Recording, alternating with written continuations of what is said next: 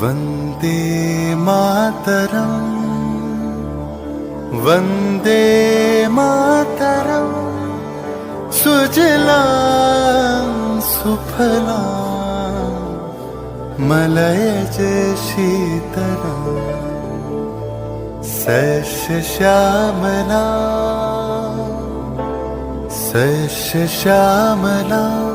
मातरं वन्दे मातरम्। 1908 সালের 11ই আগস্ট কিংসফোর্ডে বন্দে মাতরম বলার দোষে যে বালককে বেত মারার হুকুম দিলেন ব্রিটিশ সরকার, তারই পক্ষে দাঁড়িয়ে ক্ষুদিরাম বসু ও প্রফুল্ল চাকি সাহেবের ফিটন গাড়ি লক্ষ্য করে বোমা চালালেন মুজফ্ফরপুরে। সাহেব নিহত হলেন না, তবু নাবালক ক্ষুদিরামকে ফাঁসির হুকুম দেয়া হলো। জননী কুলহ তুলে বক্ষে শান্তন বাস দেহ তুলে চোখে কাঁদিছে তব চরণ তলে ৩০ কোটি নর নারী।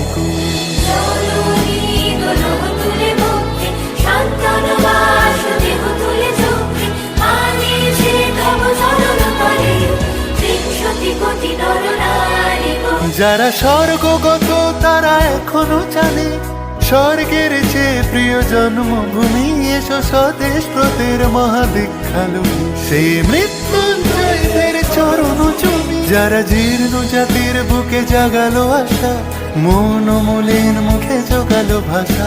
আজি রক্ত কমলে গাথা, আজি রক্ত কমলে গাথা মানল খাই বিজয় লক্ষ্মী দেবতাদেরই কলে। মুক্তির মন্দির শোকানো তলে কত প্রাণ হলো বলিদান, লেখা আছে অশ্রু জলে, লেখা আছে অশ্রু জলে।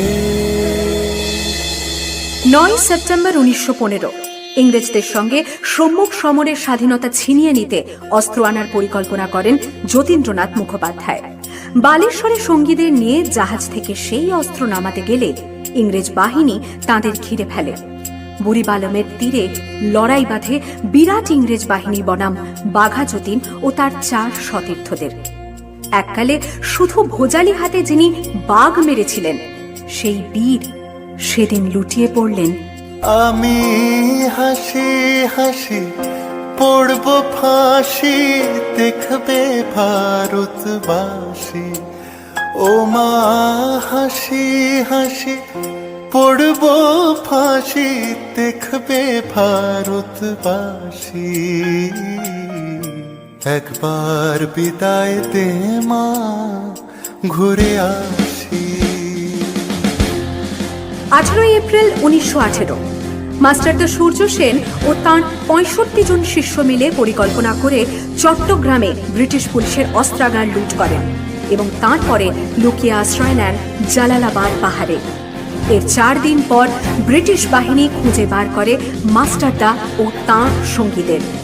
সেদিনের অস্তমিত সূর্য ছিল সূর্য সেনের রক্তের আহ্বান। শোনো আহ্বান, আসে মাঠঘাট বন পেরিয়ে, দুস্তার বাধা প্রস্তার ঠেলে বন্যার মতো বেরিয়ে।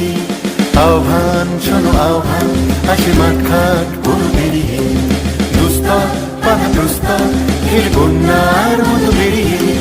যুগ সঞ্চিত শক্তি দিয়েছে সারা, হিমগিরি সমলকি সূর্যের ইশারা। যাত্রা শুরু উচ্ছ্বাস ছোটে দুর্বার বেগে তটিনী, উত্তাপ তালে উত্তাপ নাচে মুক্ত শত নটিনী।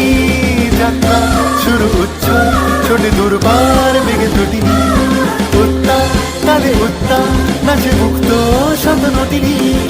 এই শুধু সুপ্ত যে নবপ্রাণে জেগেছে, রণসাজে সেজেছে অধিকার অর্জনে। এই শুধু সুপ্ত যে নবপ্রাণে জেগেছে, রণসাজে সেজেছে অধিকার।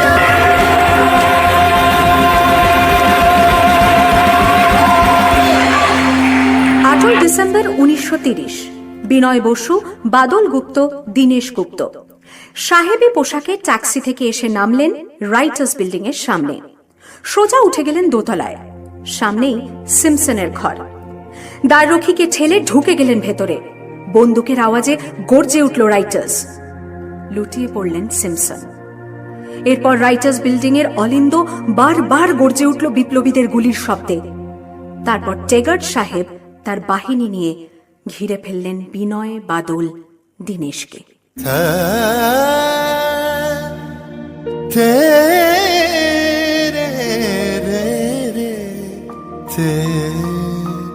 দুর্গম গিরিকান্তার মরু দুস্তর পারাবার হয়ে লঙ্ঘিতে হবে রাত্রি নিশীতে যাত্রীরা হুঁশিয়ার।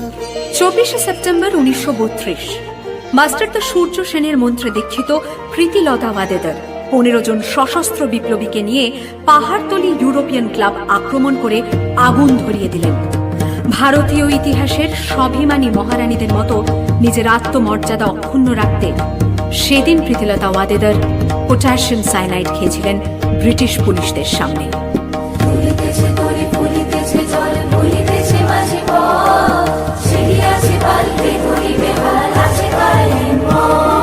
কে আছো জোয়ান হও আগোয়ান আঁকেছে ভবিষ্যৎ, এ তুফান ভারী দিতে হবে পারি নিতে হবে তোরি পার।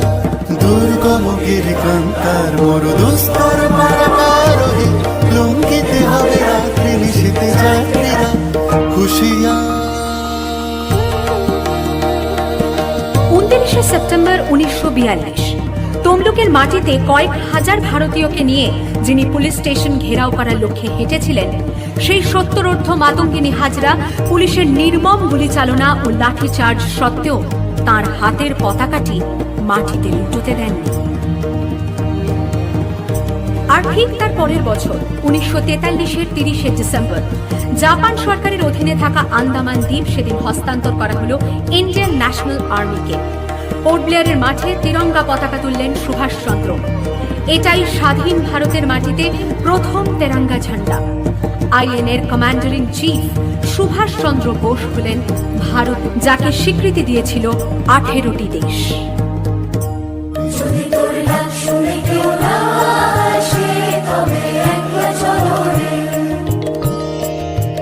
वंदे मा